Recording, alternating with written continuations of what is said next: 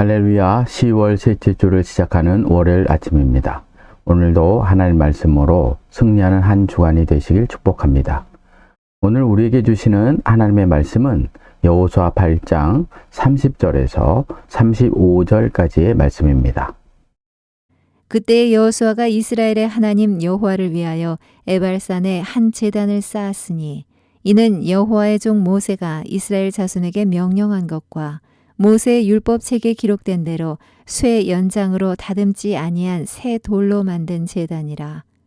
무리가 여호와께 번제물과 화목제물을 그 위에 드렸으며 여호수아가 거기서 모세가 기록한 율법을 이스라엘 자손의 목전에서 그 돌에 기록하매 온 이스라엘과 그 장로들과 관리들과 재판장들과 본토인뿐 아니라 이방인까지 여호와의 언약궤를 맨 레위 사람 제사장들 앞에서 궤의 좌우에 서되 절반은 그리심 산 앞에 절반은 에발산 앞에 섰으니 이는 전에 여호와의 종 모세가 이스라엘 백성에게 축복하라고 명령한 대로 함이라.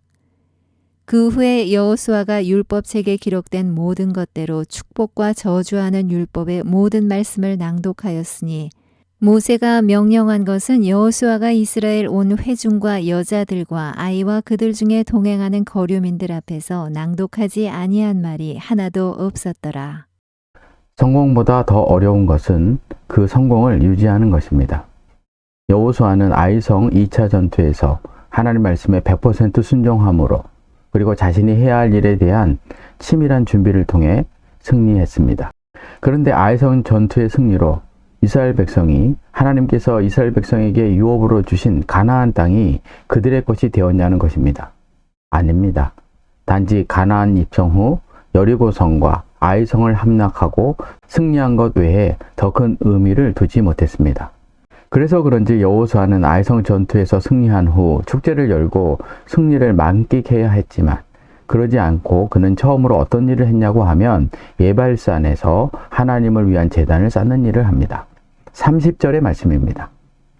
그때 여호수아가 이스라엘의 하나님 여호와를 위하여 에발산에 한 제단을 쌓았으니 여기에 보면 에발산이 나오는데 여호수아는 아이성 전투에서 승리한 후 세겜으로 이동하였는데 이 세겜에서 제단을 쌓은 것이 아니라 그곳에서 약 2km 떨어져 있는 에발산에서 제단을 쌓습니다. 중요한 것은 왜 여호수아는 아이성 전투에서 승리한 후 승리의 축배도 들지 않고 바로 세겜으로 이동한 후 에벨산에서 하나님을 위해 제단을 쌓고 있냐는 것입니다. 여호수아는 아이성 전투를 통해 전쟁은 인간의 계략이나 지혜에 달려있지 않고 오직 하나님께 달려있다는 것을 알았기 때문입니다. 자신이 아무리 노력해도 가나안에 있는 성을 함락하고 얻는 것은 불가능하다는 것을 알았기 때문입니다. 그래서 여호수아는 아이성 전투의 승리의 축배를 들지 않고 바로 에발산으로 가서 제일 먼저 하나님과의 올바른 관계를 재정립하는 일을 하고 있는 것입니다. 그렇다면 여호수아는 하나님과 어떤 관계를 재정립하기 위해 축복의 산 그리심산이 아니라 저주의 산이었던 에발산에 제단을 쌓는 일을 하였냐는 것입니다. 그 이유는 이스라엘의 지도자 모세가 이스라엘 백성이 가나안 땅에 들어가면 에발산에서 제단을 쌓으라고 말씀하셨기 때문입니다. 신명기 27장 4절 5절의 말씀입니다. 너희가 요단을 건너거든 내가 오늘 너희에게 명령하는 이 돌들을 에발산에 세우고 그 위에 석회를 바를 것이며 또 거기서 내 하나님 여호와를 위하여 제단 곧 돌단을 쌓되 그것에 새 연장을 대지 말지니라. 우리의 생각에는 축복의 산인 그리심산에 제단을 쌓아야 합니다. 그런데 여호수아는 하나님의 말씀에 자신의 생각을 덧붙이지 않고 모세가 명령한 대로 저주의 산 에발산에 제단을 쌓았던 것입니다. 여기서 하나님께서 하나님 백성에게 주시는 메시지가 있는데 그것은 하나님의 백성은 하나님의 말씀을 단순하게 받아들여야 한다는 것입니다. 하나님의 말씀에 대해 그 어떤 해석도 추가해서 받으면 안 된다는 것입니다. 많은 신앙인들이 하나님이 주시는 축복을 받았음에도 참된 쉼을 누리지 못하는 이유 중에 하나가 무엇인지 아십니까? 하나님의 말씀이 너무 단순하기 때문입니다. 예수 믿으면 구원받는다는 것입니다. 하나님께 예배드리는 인생이 되면 저주받는 인생이 축복의 인생이 된다는 것입니다. 하나님께서 금하신 것과 누리게 하신 것을 구별하면 유업을 얻는다는 것입니다. 그런데 이것만으로는 무엇인가 축복을 받고 유업을 얻는 것에 부족함을 느낀다는 것입니다. 그래서 많은 신앙인들이 어떤 일을 합니까? 단순한 하나님의 말씀에 자기 해석을 붙이기 시작합니다. 하나님 말씀에 자기 생각을 접목시키는 일을 합니다. 마치 유대인들이 하나님께서 하나님 백성에게 주신 율법 10계명을 613개로 세분화시킨 것처럼 말입니다. 중요한 것은 이와 같은 일을 통해 그들에게 어떤 일이 일어났냐는 것입니다. 그들이 하나님으로부터 분리되게 되더라는 것입니다. 여호수아가 아이성의 실패를 극복한 이유가 무엇입니까? 하나님께서 말씀하신 것을 그대로 따르기로 했기 때문입니다. 이런 모습으로 아이성 승리 후 여호수아는 하나님과 관계 재정립을 위해 모세가 명령한 대로 그리신산이 아니라 예발산으로 가서 그곳에서 제단을 쌓은 것입니다. 그렇다면 왜 하나님께서는 모세를 통해 가나안 입성 후 우리로서는 이해가 되지 않는 축복의 산인 그리신산이 아닌 저주의 산 에발산에서 하나님께 제단을 쌓으라고 하셨냐는 것입니다. 이스라엘 백성의 광야 40년의 삶은 하나님의 전적인 은혜가 있었지만 이스라엘 백성들은 그 은혜를 잊고 죄의 삶, 저주의 삶을 살았습니다. 그 결과 출애굽 1세대는 여호수아와 갈렙을 제외하고는 다 광야에서 죽음을 맞이했습니다. 이런 이스라엘 백성이 하나님의 유업을 얻기 위해서는 과거 그들이 행했던 죄와 저주의 문제를 해결해야 되었던 것입니다. 그래서 하나님께서 과거 광야 40년을 상징하는 저주의 산 에발산에서 하나님께 제사를 드리게 하신 것입니다. 과거의 죄와 저주에서 벗어나 하나님과 화목한 관계를 위한 일을 여호수아가 가장 우선적으로 하고 있는 것입니다.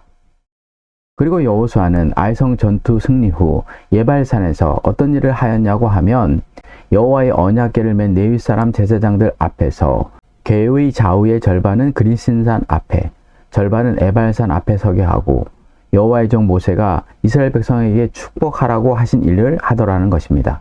33절의 말씀입니다. 온 이스라엘과 그 장로들과 관리들과 재판장들과 본토인뿐 아니라 이방인까지 여호와의 언약궤를 맨 레위 사람 제사장들 앞에서 궤의 좌우에 서되 절반은 그리심 산 앞에 절반은 에발산 앞에 섰으니 이는 전에 여호와의 종 모세가 이스라엘 백성에게 축복하라고 명령한 대로 함이라.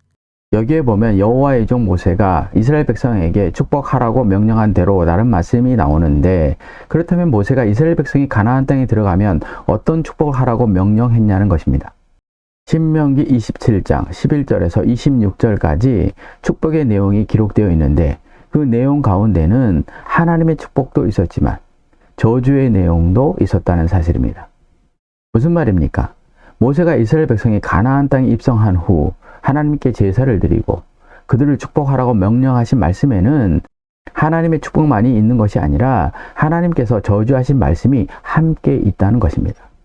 그래서 여호수아가 모세가 축복하라고 하는 말씀을 선포하는데 34절의 말씀처럼 한 것입니다. 34절의 말씀입니다. 그 후에 여호수아가 율법책에 기록된 모든 것대로 축복과 저주하는 율법의 모든 말씀을 낭독하였으니, 여기에 보면 여호수아가 낭독한 축복과 저주의 말씀이 나오는데, 축복은 하나님의 백성이 누리게 될 하나님의 유업을 말합니다. 그리고 저주가 나오는데 히브리어로 칼날로, 여기에서는 어떤 의미를 가지고 있냐고 하면 하나님이 기업으로 주시기로 하신 약속의 땅에 들어갔지만 그들이 율법을 지키지 않을 경우에 하나님의 축복을 누리지 못함을 말합니다. 다시 말해서 여호수아는 이스라엘 백성에게 하나님의 언약의 축복과 유업의 축복을 선포했을 뿐만 아니라 이스라엘 백성이 하나님의 유업을 얻지 못하는 저주에 대한 말씀을 선포했던 것입니다. 이때 이스라엘 백성은 여호수아가 축복의 말씀을 하실 때에는 그리심산에 있는 백성들이 아멘하고, 저주의 말씀을 할 때에는 에발산에 있는 백성이 아멘으로 하답하는 일을 여호수아가 아이성 전투에서 승리한 후에 하고 있는 것입니다. 적용입니다. 여호수아가 아이성 전투에서 승리하고 세겜에 있는 에발산으로 가서 제단을 쌓은 이유가 무엇입니까? 여호수아가 모세의 율법을 이스라엘 자손 앞에서 돌에 기록하고 축복과 저주의 말씀을 낭독하고 이스라엘 백성이 아멘하게 한 이유는 무엇입니까? 하나님의 유업이 우리 가운데 이루어지기 위해 우리가 해야 할 일은 무엇입니까? 하나님의 백성은 이미 축복받은 백성입니다. 그런데 이 축복은 단순히 하나님께서 하라고 하신 말씀을 통해서만 오는 것이 아니라 하나님께서 하지 말라고 하신 것을 행하지 않는 것을 통해 오는 것입니다.